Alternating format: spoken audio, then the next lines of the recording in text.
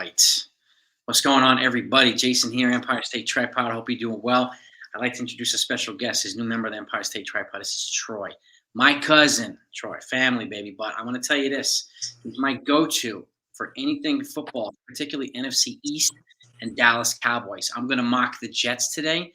Troy's going to mock the Cowboys. Cousin on, thanks for coming on, bro. How you doing? Thank you for having me. Doing well.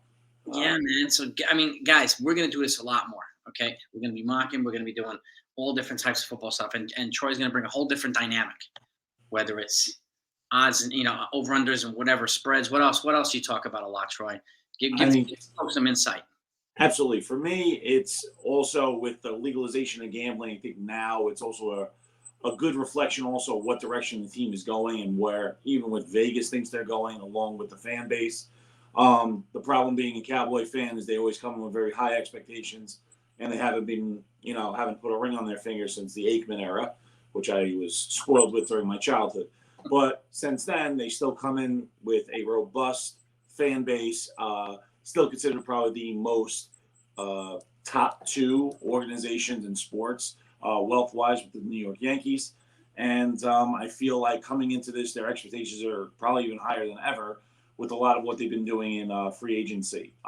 Their key additions so far have been Stephon Gilmore and Brandon Cooks, both for a fifth-round pick, each one of them, respectively. And I think the strength of their team has been mostly in the earlier stages were on the offensive side of the ball. But the last 2 to 3 years in the draft, I felt like they've really built their defenses, mostly homegrown, with Trayvon Diggs and obviously with Micah Parsons, who I think for years to come can be competing for Defensive Player of the Year for the next 2 to 3 years easy. The only big departures they've lost were obviously Ezekiel Elliott. Sad to see him go, but at the end of the day, it is a business. He did come with a very hefty price tag, and I felt like with the emergence of Pollard being an everyday back, that he was definitely expendable. And they did lose Dalton Schultz, who was a borderline Pro Bowler at the tight end position, but it wasn't from a lack of trying. I believe they offered him a 3-year, $27 million deal, which he turned down, and he's kind of like gambling on himself with a 1-year, $7 million deal with the Houston Texans. Wish him luck there, but I don't think he made the right decision. But I think because of his departure, I see the boys leaning on the offensive side when it comes to the draft, specifically in the first round. I definitely see them taking a tight end. We'll mock it. We'll mock it every round. I mean, so incoming and outgoing, Cowboys had a busy ass offseason so far, free agency wise, right? Absolutely. They brought in Ronald Jones to back up Tony Pollard after they just franchised him for $10 million. Just a solid vet. He was spending most of his time in a timeshare, but in Tampa Bay, but the lion's share of it went to Fournette. Then after that, obviously bringing in Gilmore to be on the other side with Diggs is a huge upgrade from Anthony Brown, who they had on the other side. For many years, up to probably like the last two, I would say the weakness of the boys has always been their secondary. I believe about 2 to 3 years ago, they led the league with most points allowed. And I think ever since Dan Quinn came over as defensive coordinator, he's kind of taken the bull by the horns and has been given, he's got great schemes, but on top of that, he's got the Bulls and he's letting them run rampant and for good reason. With Dexter Lawrence up front, along with Parsons off the edge, I feel like they are definitely a force to be reckoned with on the defensive side. And then when I switch the tables over to the offensive side, they have all the weapons. It's just it starts and it ends with Dak Prescott. And as much as I love the guy and I love his skill set, he definitely hasn't progressed much. And I think that's why they just brought in Brian Schottenheimer to be the offensive coordinator. Kellen Moore has departed. I believe he went to the Chargers. Has a great offensive mind. He played there as well with the boys. Just seems like I think they almost like scapegoated him in the fact that Prescott hasn't progressed much. I think part of that too had to do with some fluke injuries, especially the one against the Giants where he lost his whole year, where he broke his leg. Yeah. And then this year with a couple of nagging ones. They did re-sign 2 big names, Van Der Esch to man the middle, and then they did also have Cooper Rush. They re-signed him for the next 2 years. I think he earned it from basically keeping them afloat this year when Dak went down for that 3 game span. Yeah. And I feel like in the NFC East, they're definitely going to be the front runner. I feel like the Eagles have lost a lot of their defensive prowess in free agency. Besides Bradbury and Slagan re-signed, the Giants are going to have their hands tied with what they're going to do with Barkley. He's already being franchised. They're talking about him being a holdout. Then you also they just sunk in $40 million a year to Danny Dimes, Daniel Jones over there, and I still don't see much of a offensive number one there. I think right now is going to be Darren Waller at the tight end position. And I can't even comment much about the Commanders because they don't even know where they're going to be. They don't know who's going to be the owner in the next couple of weeks. You got Sam Howell as their number one quarterback as of now. I'm sure they'll probably move up the draft boards and try to draft one of these quarterbacks, but I think that in the first top 10 picks, I can see at least 3 quarterbacks going. Yeah, I think it's going to be offensive heavy, offensive linemen and quarterbacks like in top 10 and top 12. And I mean, like as it relates to the Jets too, I mean, at the end of the day, I think a lot of this is going to boil around whether this Aaron Rodgers thing is going to happen, right?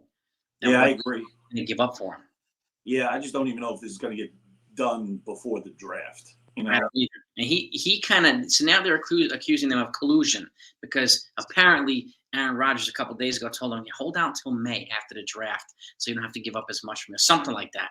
He suggested something to I don't know if it's his wide receiver Lazard who came over from agency. He suggested to somebody on the Jets, so they're being accused of collusion now. But at the end of the day, like they picked 13 and then 42 and 43.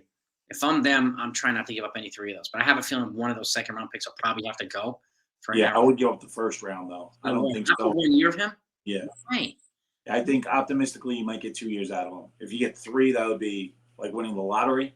And listen, I'm not a big proponent of paying people for past performances, right? So the biggest deal for me was I was a big fan of McCaffrey when he came in the league. His first 3 years, broke all types of all-purpose yards and scrimmage yards. Yeah. And then he got paid, and the next thing you know, he starts breaking down, and then the Panthers basically went full rebuild mode.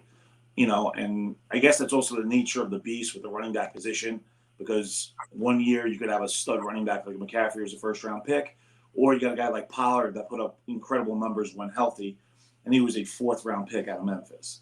So I just feel like that's very interchangeable. You got a guy like Eckler that's looking to get traded. Dalvin Cook apparently might get traded as well.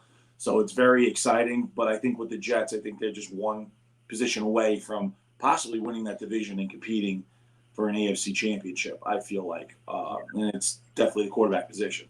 Yeah, and like I do think if it's Aaron Rodgers, they need dudes to protect them in the offensive line. Like they didn't have enough depth in the offensive line on either side, even the center. So, and my fear is the top offensive linemen are probably going to be gone by pick 13. I agree, yeah. And if they're not, if there's somehow Paris Johnson from Ohio State is here, or whatever, I think they'll go offensive line. But I actually think they're going to go defensive tackle for the first pick. And I'll give you can mock your first pick on mine. It's because I think those guys are going to be gone. So I think they're going to go defensive tackle because at that point it's probably a bigger need for them. And they'll just get an offensive line round 2 or something like that. And there's not much left in free agency. So, I agree, especially the offensive line position. I feel like with the boys, my wish list is if they got Bijan Robinson from Texas. He's the number 1 running back in the draft. yeah. I'm not a huge fan of drafting running backs in the first round, especially what they did with Zeke. But, I mean, that was a top 5 pick. They're drafting in the late teens, early 20s. So I feel like the price tag won't be much. And Rojo right now is just a 1-year deal. So they're going to need somebody else to be that, I don't want to say thunder and lightning, like they had Tiki and Ron Dane with the Giants. Yeah. With the boys, they're going to need some more durability or depth behind Pollard. As much as I like Pollard and I think he can be an every down back and all pro, he's coming off a broken leg that he suffered during with the Niners in the playoffs. And, everything points to him coming back and recouping fine. But either way, he's got some mileage on him. He's still under his rookie deal, which is great, and that's why they franchise tagged him. And then from then, they're going to have to probably sink money into him. So I feel like if you get a Bijan Robinson type to offset him or add depth, that would be great. But I think everyone's kind of leaning towards them taking a tight end. And I think they're basically narrowing it down for Michael Mayer from Notre Dame Yeah. and Dalton Kincaid from Utah. Both of them have similar skill sets. They're big body tight ends. The main knock on them is they're both of them actually aren't great blockers. They're just more of a mismatch in the pass game. Big bodied guys. They're very similar to a Schultz type in the way that he's more of a receiver than he is a tight end. He's basically a tight end in name only. And with the boys, they have two additional tight ends. One is their main blocking one is Jake Ferguson, and I thought they would kind of, give him a shot this year, but apparently they're just happy with him as a role as a blocker. So in the first round, I could see one of them going, and if I had to put a friendly wager on it, I would probably favor Meyer from Notre Dame. All right, that's a good pick. Yeah, That's a good. I like the Notre Dame tight end. Man. He's a big tight end too. He runs good routes. He can open up a little bit. So and it's a good weapon for the Cowboys to have. Myself, I'm going Kalijah Cansey. He's a defensive tackle from Pitt, mm, and this guy has a propensity for losses. What I mean by they have 14 and a half tackles, 8.5 sacks this year for losses. So he has a propensity for taking guys, moving the field in the opposite direction. And again, like I said, this is my pick if there is no offensive tackles that are worthy of that high pick left. If yeah, there's somebody, I think they'll get somebody, but I think they're going to wind up going with a defensive tackle from Pitt. So yeah. I think they were even comparing him to Aaron Donald, not just because he went to Pittsburgh, but yeah, like his burst, his strength. I yep, don't think he's like the biggest guy, but I think he's explosive. yep, And his 40 time was it was like one of the top three at the defensive line position. So, yeah, if you can get something like that, I just also think that might be an abundance of riches because I feel like the strength of the Jets is on the defensive side. You it know, is. It is. I mean, but they did lose two or three defensive players mm. in free agency to other teams. So I have a feeling they're going to load up at defensive tackle. And maybe somebody who can complement Quinn Williams on the other side or something like that. Or I don't know. I don't know. Who's your next up? Who's your second round draft pick? So here's where I'm thinking. Maybe I'm just a little biased, but for the last 2 years, the boys just went predominantly defense for their first like 4 rounds. And I feel like this is the year where they're going to flip the script and stay more offensive minded. Um, so myself, I'm leaning towards them taking an offensive lineman in the second round because the strength of their offense has always been their offensive line. They had two perennial Pro Bowlers in Zach Martin, Tyron Smith. The problem is Tyron Smith has been hit with the injury bug the last 2 to 3 years. Zach Martin's in his mid 30s. So we're talking about guys that aren't going to be there for much longer. So we have to have like a plan B or try to look future wise. And especially because Tyron Smith's a tackle, and I feel like the tackle position is very hard to, find quantity even out there. They even brought in, what was it, Jason Peters last year when he got hurt at the ripe age of 41 years old to come help out, and that just shows you how important the position is. And I'm leaning towards the old lineman from Syracuse, Matthew Bergeron. He's 6'5", 318. He's mostly been playing left tackle at Syracuse. They're in a pro-style offense. So it's not just like they're just using his big body and they're just rushing the ball 30, 40 times, doing a lot of pass blocking, pass pro. What I like about him, too, is they've had him play guard as well. So, God forbid, say Martin goes down, he could possibly slide in there. Because besides those two, their offensive line is kind of, I wouldn't say no names, but they haven't been as proven as those two. Yeah, It also helps having those two guys that are perennial Pro Bowlers there having a patch up line. The only other thing I was leaning towards possibly if they didn't go O-line would be another wide receiver. What I do like is they went out and they got Brandon Cooks. mhm, So he'll be the slot guy alongside CeeDee Lamb. And their three right now is Michael Gallup. So they signed Michael Gallup for a 3-year deal for like $60 million. He's entering, I believe this is his second year. He's been injury prone. He's shown flashes of the athleticism that garnered him the deal. But I could see if he's flopping this year, I could see them telling him, see you later and cut their losses at the end of the year. So wouldn't surprise me if they saw a couple of wide receivers that really like tickled their fancy. And the one that really stuck out to me was Cedric Tillman. He's from Tennessee, another big body guy, red zone guy. He's like 6'3", 220, and they haven't really had a guy who could really do that. I mean, CeeDee Lamb is a Pro Bowl wide receiver, and he could do it all, but he's not that perennial, like, throw it up Calvin Johnson, Larry Fitzgerald type, uses their body, Julio Jones, things of that nature. And for that value in the second round, I could see them doing that. But if I had to have my wishes, I would probably go O-line, because I feel like the later on in the draft, the offensive linemen you're getting are going to be more projects, and this guy seems a lot more polished. Yeah, I mean, protecting Dak, giving him good weapons to go through and to throw to in those first two picks. So I think those are good picks. Yeah. I like that. I like that offensive line protection too. That's good. I mean, the Jets actually. This is the first time they've had consecutive. I can't remember the last time they've had consecutive picks. They picked 42 and 43 in round two. I can't remember the last time. So I'm going. His name's Deion Hanley. He's a linebacker from Washington State, 42. Okay, the reason why, after this year, they're gonna have to replace C.J. Mosley. All right, who's like a vocal leader. They need somebody with his skill set and can hopefully stay healthy. And they didn't bring back. They haven't brought back Quan yet either. So they're gonna need somebody as a third linebacker option either way. So I think with his skill set and his athleticism, ability to, rush, pass rush, attack from all different directions, another defensive piece. And I think, again, yeah, it's essentially redundant, but playing to the Jets' strength. And I think and with the 43rd pick, I think going to complement it, getting Luke Weipler, who's a center from Ohio State. So they had I can't remember last time we had a center that played for multiple years. Last time was Luke Mangold or Nick Mangold. So.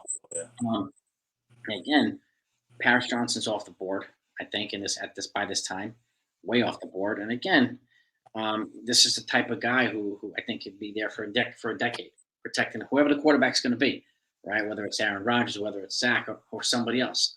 So that somebody that will be a mainstay and complement some of the guys that to the right and left of him on the offensive side, just like you're mocking over here to the Dallas Cowboys. A big offensive lineman to protect the quarterback is going to be critical, and especially the Jets have been deficient in protecting the quarterback for almost a decade now. Yeah. So they need a mainstay in there. So that's my 42 and 43. I got a linebacker and a center in the offensive line. I mean, listen, I like the offensive skill positions that the Jets have. Brees Hall's rookie season got cut from injuries, but he showed flashes of why he was considered the best running back in the draft, or one of. You got Michael Carter there, and I believe they picked up James Robinson right from the Jags at some point. I don't know if they'll keep him. I don't know. I could see him probably being cut just for salary purposes. Yeah. Now you got Lazard at the 1. You got Garrett Wilson as the 2.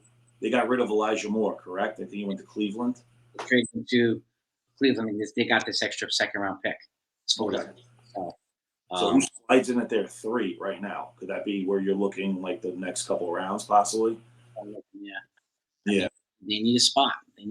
So where, I'm not exactly sure. There's a couple of different options, but the Jets are, in terms of receptions, like, they're deficient on the tight end spot too. So I think at some point getting a big tight end would be wise. The tight ends have not been able to stay healthy. So looking there, there's a tight end from Michigan, but I think he's going to go in the later rounds. We'll see. But at this, I think, having a center here and having some two defensive pieces, if not, because I would go O-line and then edge. But the way that I think it's going to fall out, I think the cards are not going to fall the way the Jets need them to fall in terms of an offensive lineman. They can go late in the first round, but it's a good value pick here. They can get the center from Ohio State with Paris Johnson gone.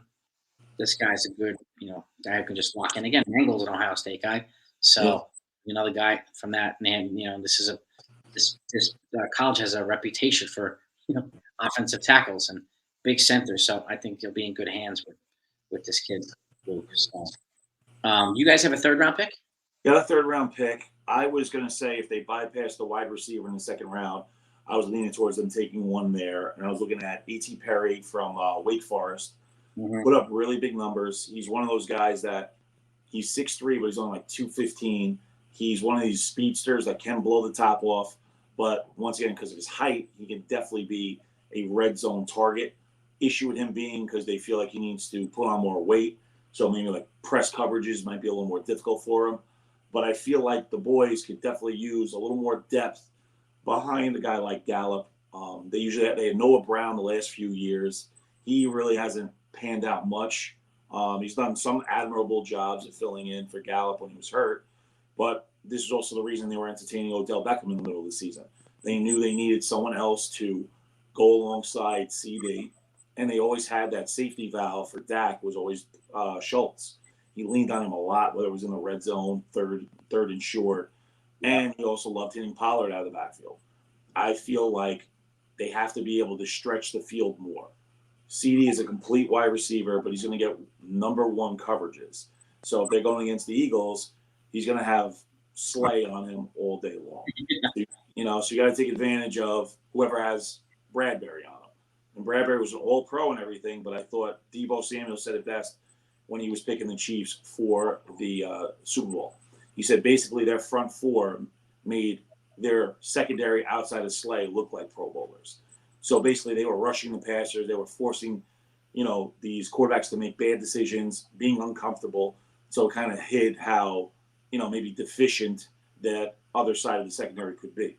Yeah. So that being said, I would probably go with Perry in the third round and hopefully like have that little stable. And also, I'm just thinking more like money aspect wise because the boys are going to have to pay certain positions. Micah's contract's going to be up in about 2 years. Pollard, after his franchise tag, is going to command probably 12, 13 a year. It's hard to dictate sometimes with this running back position. Because I think now, because maybe the TV money, that's why certain guys like even Daniel Jones is getting $40 million. I don't think he did anything to warrant $40 million, but that's a quarterback position. Yeah. It's true. So true.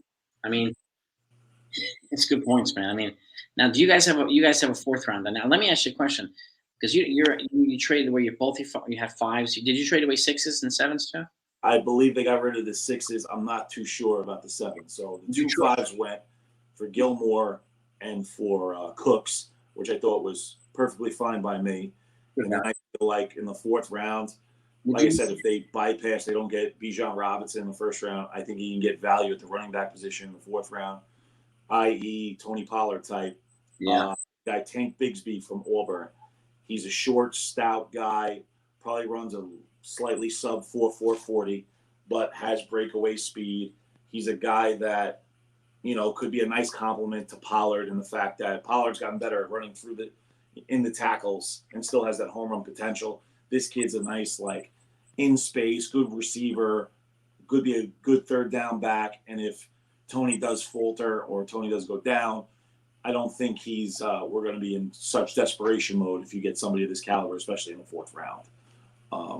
And he'll be another good compliment, even if Rojo takes off. Yeah. But I feel like Rojo is going to be more of the Zeke type. He's going to be more 3 yards in a cloud of dust. He's going to come in short yardage. He's a bigger bodied running back. So granted, maybe I'm just being wishful because I'm an offensive minded person, but I literally have them going first 4 rounds, all offense. No, it's a good, enhance the skill set and give more balance. I mean, and again, the teams that you're playing in your division, you're gonna need offense. Mm-hmm. Yeah, go against the Eagles defense, Giants defense. Like you're gonna need offense and different types of variations of offensive weaponry all across the board. I So, agree. Yeah. and I mean, again, Jets, we didn't have a third pick. We didn't have a third round pick. We traded it away with Elijah Moore to Cleveland to get that second. So Okay. fourth for me, I'm going for Byron Young as a defensive lineman from Alabama. They need help on the interior D. So and again, this guy's 6'3", about 290, with explosiveness. So and the Jets particularly, they struggled. They struggled in the interior sections of their defense last year, and they gave up a lot of unnecessary yardage, and they need guys to close this down. Can't just rely on Sauce in the backfield, all right? And that's just Sauce. We need guys in the middle. C.J. Mosley, when he's healthy, he's good, but we need guys like this who can attack from all different angles. So, and again, playing to his strength. We're now going to get back to offense, but this is the part of the defense where the Jets have been deficient. I mean, obviously you got Sauce, you got these other guys, but Quinnen and a couple of these other guys that they brought in Jefferson now from Seattle they acquired, but I think Byron Young represents a good fit what the Jets need here, and just interior defensive line is attack, attack, attack. We need some of that relentless attack. So he's my fourth round pick for the Jets. But no, I like it. I also feel like I don't know if it's just hot takes or rumor mills. They talk about possibly dealing Quinn and Williams and trying to get a haul for. So getting depth in the interior line wouldn't be worse if that's a possibility. But he's going to have to come with a hefty, hefty price tag, in my opinion. What do you think it would cost? I would say at least a second rounder, at least. He's relatively young. He's Yeah, actually, for eight. formed. It's just different because I feel like a guy like Jalen Ramsey went for like I believe a fourth rounder or third rounder, and that guy is a perennial All Pro. He's a top five corner. So I guess it's like the thing that favors Williams is he's young and he's Yeah, pretty durable. So that already knocks it up. That's why I don't think Rodgers should get anything more than a second rounder. I agree. You know, I agree. And Stephen A. Smith said we should give up two first rounds. That was nuts. Nuts. Yeah, I'm not a big fan of him in general, but yeah, definitely with that. I mean, listen, I do feel like if you're going to go after a quarterback now to compete for several years, I don't think you go after Rodgers. I think you should be banging down Lamar Jackson's door. Yeah, I'd be calling him left and right, man. If I'm Joe Douglas, I'm like, dude, what do you want? What do you Yeah, want? Come on, man, because that's the guy. That's the guy to get. Like, as are you- much and he'll develop. He's got enough weapons around him. I felt like in Baltimore, he had an All Pro in Mark Andrews. They got rid of Hollywood Brown, and it's been kind of like a makeshift for every other wide receiver position. And he's been the running game predominantly because J.K. Dobbins got hurt, Gus Edwards kept getting hurt. It's just I feel like if you're going to do this, it's almost like if you're not going to make a move and get Lamar or Aaron Rodgers, like what are you trying to play for? Are you playing for next year? You're trying to get Caleb Williams when he comes out yeah, because I think he's a game changer. I think he'd be better than every one of these kids that are going in the first round. I would take him over Bryce Young, Stroud, Richardson, Levis. I think he's the complete package. But I think your team's too good enough to get that one. You yeah, know, unless they did what the Panthers are going to do. yeah, yeah. I mean, we'll see. It's gonna be an interesting couple of weeks. It really is. Yeah, I would imagine some trades are gonna happen on draft day too. So we'll see. Yes. We'll Oh, I see. get it. Yeah, it's you traded away your fives, but you got good returns. You got really good value returns. My five, his name is Juice Scruggs. He's a center slash guard from Penn State. So I think the Jets need more depth on the offensive line. Well, even if he's a backup, somebody he can groom because I don't know if you're gonna this is Mekhi Becton's final year on his rookie deal. Like Quinn, I don't know if they're gonna re up on Mekhi Becton. So you need somebody to maybe fill in his shoes. The guy doesn't come back. So and again, grooming some more backups, somebody they can develop a year or two, and then maybe become a mainstay in the offensive line. Penn State's another program that develops good offensive linemen, like Ohio State. So he's my guy, Juice Scraggs, for the fifth round. So 143rd pick. And all I have left is a sixth round pick. Do you guys have any more picks after? I think they're pretty much done, to be completely honest with you, because they did a couple like minor deals and things of that nature, but nothing that really brought a haul besides Gilmore and Cooks, like I had mentioned before. I think And that you got there probably more valuable than you would get in the sixth or seventh round anyway. 100%. But my thing is like to piggyback what you were saying about the guy you were talking about before, is that I find that the most valuable positions later on in the draft are usually our offensive linemen because I feel like they're not going to be a bust at that level and they're going to be worth the risk at that point. Anybody else you get there, it's more of a boom or bust. Yeah, You can get a third day like wide receiver and it turns out to be Antonio Brown, like out of a small school. But 9 times out of 10, you're getting more guys that are in the fourth, fifth round, have long careers. And they're usually playing offensive line. So I definitely think you can never have too much of it. yeah. And I think the Jets need depth, so they've been deficient there. So uh, my last pick is his name's Anthony Johnson. He's a safety from Iowa State. This guy's a captain of the team, high character guy. The Jets need depth at safety too. And again, this guy, he could groom his special teams. He could play multiple positions. So he's a guy. In addition to that, against safety line and defensive and special teams, I think will be a wise day three move. Low risk, but potential high reward. I like those high character guys. And Joe Douglas, we're bringing in a lot of these guys recently. So I think he'd be a good value pick in the sixth round. So, and it's somebody who's at a that's not that deep for the Jets. So I agree. And then you got to deal with Josh Allen every year, and two other yeah, dynamic weapons with Waddle and oh, Hill. You God, know, so that's why I like the Jets' chances because their defense is kind of like their strength. But at the same token, you have enough skill sets. It just all comes down to who's going to get them the ball. yeah, And at this point, like on the roster, still it's just Zach Wilson and Hill because I know Mike White is gone. yeah. He left. I forgot who They signed just him. signed, Aaron Rodgers' backup for Green Bay. I forgot his name. Okay. They just signed him the other day. But like, Yeah, pretty much it for the Jets quarterback yeah. roster. I Again, know they Mike. had Flacco last year, but I'm pretty Yeah. sure he's probably done. I mean, would I be surprised if they drafted a QB in the late rounds? No, no. And at some point, I think they're going to wind up trading down somewhere and getting more picks. Joe Douglas does it every single year. Mm. I don't know, right? Would he trade down the 2 to get it? I have no idea.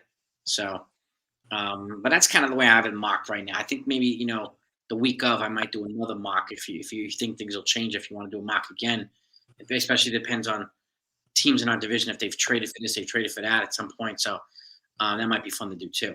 Yeah, I'm But definitely fine with that. I feel maybe I'm a bit, like I said, biased with offense, but I do feel like there are more needs for them to get the depth on that side of the ball because I feel yeah, like defensively they've gotten a lot done through free agency, through re-signing Van Der Esch, yeah, getting Gilmore for cents on the dollar, and just basically maintaining. And Dan Quinn was a hot commodity to try to get a head coaching job. He decided to stay, and I feel like he's got something to prove. And I do feel like they could easily be a top 5, if not the number 1 defense in the league with what they have here.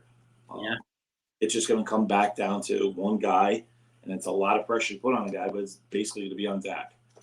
yeah. It's true. Can you hold it together? Can you hold the? I mean, can he make everybody around him better? Can he stay healthy? Can these guys protect them? Right. So, and he's got the skill set, and he's one of these guys who can run and throw and do anything to the pocket and do kind of everything. So, and so yeah, his value to the team is second to none. Yeah, and I just feel like to be one of these elite teams, whether it's the AFC or the NFC, you have to have an elite quarterback. Yeah, You got to have and look at the division. I'm saying like Jalen Hurts probably be the next $40 million guy, possibly $50 million, because of his athleticism, because of his arm strength, and things of that nature. Then you got to compete with, on the AFC side, you're going to talk about Allen, you're going to talk about Herbert, you're going to obviously talk about Mahomes, who's the best in the business. So now you have all these different guys you have to go through where no lead is safe. Anybody in a 2-minute drill can just get it going. So I just feel like with the boys, their defense can keep them in games, but it's going to be on Dak to either win it for them or throw it away. I felt like that's what he did against the Niners in the playoffs, and hoping for better returns this year. So. yeah. And I mean, sum it all up. I mean, the Jets can make I think, a big impact at the draft and the season. I think the Cowboys can make an even bigger one with the roster that they have. So, I would love to see them both to win the divisions. Kind of cool. I think it's definitely doable. The only thing that scares me about the Jets now in their division is there's a rumor that Hopkins might end up with Buffalo. Yeah, that would suck. That would not help. No, So, that would be rough. I think they could finish ahead of the Patriots though. Mac Jones. I agree. I think they should be better than Miami. I think so. Well, it also depends who's on their center, of course. And then it comes down to Buffalo. Buffalo lost a lot of guys defensively, which I think benefits the Jets as well. The only issue being is, say, if they do pick him up, I mean, Sauce has got to pick his poison. So, am I going to get Diggs this play, or am I going to get Hopkins? And Allen's a scary guy on the center. So, Oh my God, yeah, he frightens the hell out of me, man.